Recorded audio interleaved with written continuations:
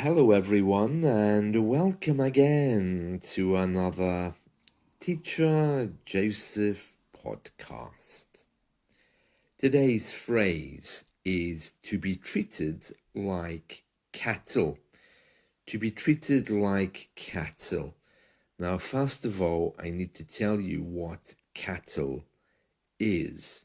It's a term that we use referring to cows, bulls, oxen, and these types of animals which have horns and look like they come from the same family as cows and bulls.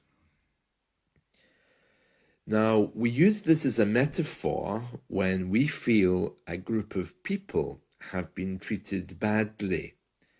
For example, if you have a really bad train journey and you're on a crowded train standing for hours, and then you're thrown off the train and asked to get on another one, you're treated like cattle.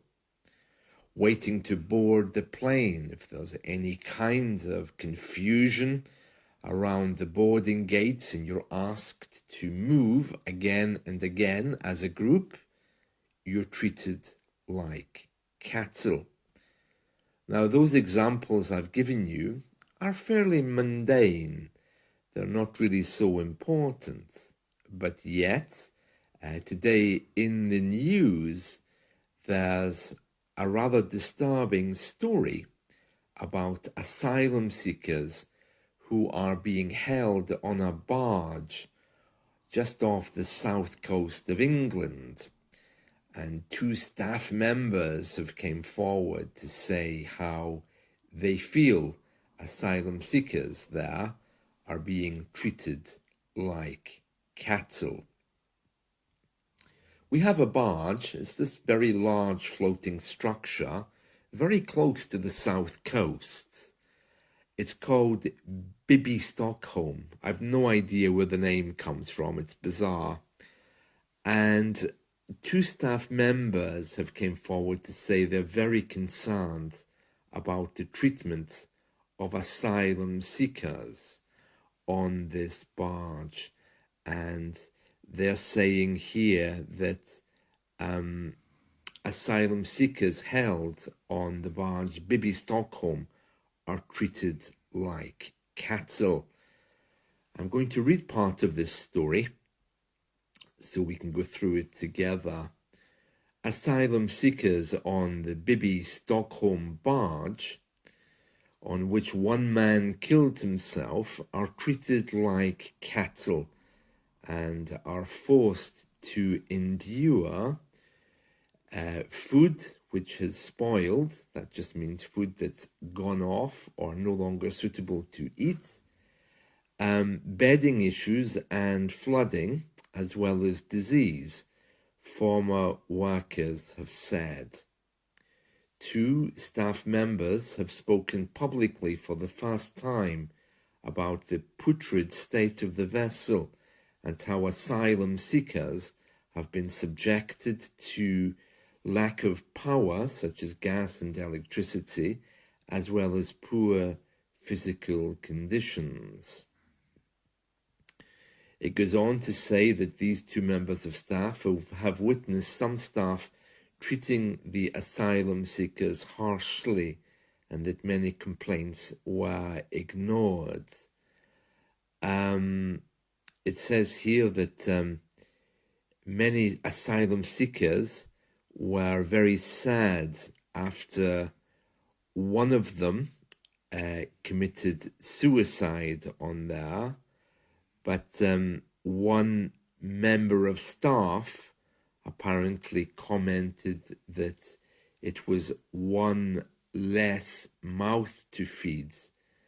And she also mentioned the person's religion, which of course is completely unacceptable. And these two ex-staff members, they no longer work there apparently.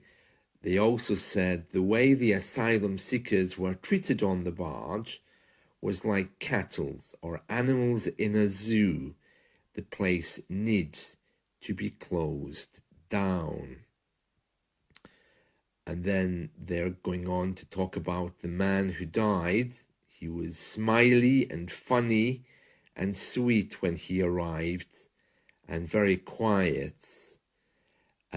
When we were told he had died, we were told not to tell anyone, and there was no feeling of compassion. And both of these women are saying that they've been watching mental health deteriorating on this barge, especially since now the governments have passed laws to send many of these people to Rwanda. Also because many, if not most, people living on this barge, which is like a little floating hotel, many of them fear that it's going to sink after their traumatic experiences of coming to the UK on overcrowded boats. The Home Office, that's our government interior minister, and his office, they've said, we do not recognise any of these allegations. Everyone in our care is treated with dignity and respect at all times. The vessel has been visited by several committees, including the United Nations Human Rights Committee, who have unfettered access to our service users. Oh dear. So that's a story that's not going to go away. Many people here feel very sorry for asylum seekers and the way that they're treated. And it's not only asylum seekers. I think British people generally are a little bit afraid when they encounter people from other cultures. I don't know why that is. And some people react badly by trying to put them down or disrespect them. It's very sad, very sad. So, to be treated like cattle. And speaking of animals, I see that the Queen today, Queen Camilla, she's promised that she's not going to buy any more fur. It seems that she's been in contact with animal rights groups, and she's promised that she will not buy any new animal furs. And the story in the news today is a little bit sarcastic. People for the Ethical Treatment of Animals, that's a group known as PETA, have received a letter from Buckingham Palace saying the Queen will not procure any new fur garments. This comes with the Queen's warmest wishes, the letter adds. Well, that's not unusual. I mean, in business correspondence here in the UK, I've seen some very aggressive letters ending with the words, with best wishes, with kind regards, after very serious complaints.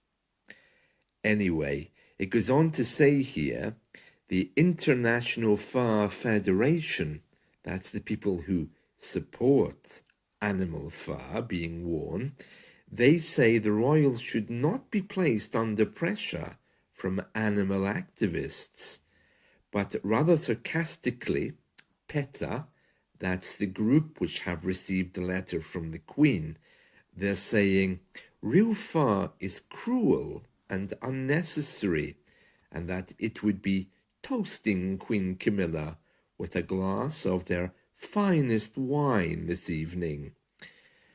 And they're saying it's right and proper for the British monarchy to reflect the British values by recognising that fur has no place in our society. They are very quick to point out, though, that the Queen's letter does not rule out her wearing fur.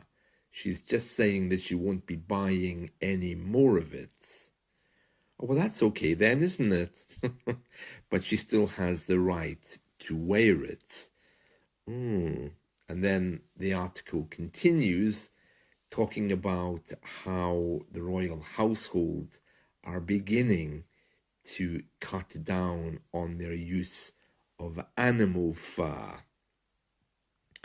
The guards apparently still use bearskin caps, and that also is very controversial at the moment. So there we are. That's another story from our royal family. Well, they're certainly not being treated like cattle, but obviously there's a concern there about how they treat animals, especially if they're being killed to provide fur for the Queen. So very interesting there. And finally, another story which is rather controversial here in the UK is assisted dying. We have a few high-profile celebrities who are getting older, and some of them are terminally ill, and they're demanding that our parliament look at assisted dying to see whether it would be possible for that to be introduced to the UK. And as you know, our government have a very strong ethical and moral right to protect us. But as part of our democracy, they should at least be discussing this to see if they can find a way to help those who are terminally ill. Now, this has already been debated in parts of the UK, and we do actually have an island just off the coast of Britain called the Isle of Man, which is Crown territory, but is completely separate from the UK government. It has its own parliament.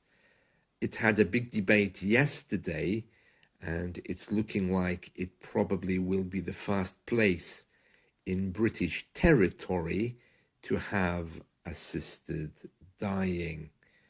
They're currently debating whether it would be possible to bring it in, but of course doctors would have the right to choose whether they want to get involved in this, and also maybe, it's not been decided, that the health service would not have any role in this, but people would still have a right to end their life if they have a very short time to live, such as 2 months or 6 months.